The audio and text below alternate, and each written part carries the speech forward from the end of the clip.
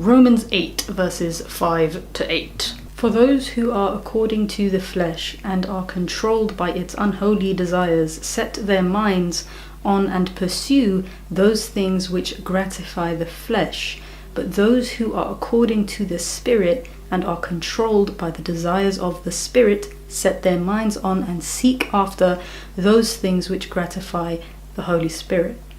Now the mind of the flesh, which is sense and reason without the Holy Spirit, is death that comprises all the miseries arising from sin, both here and hereafter. But the mind of the Holy Spirit is life and peace.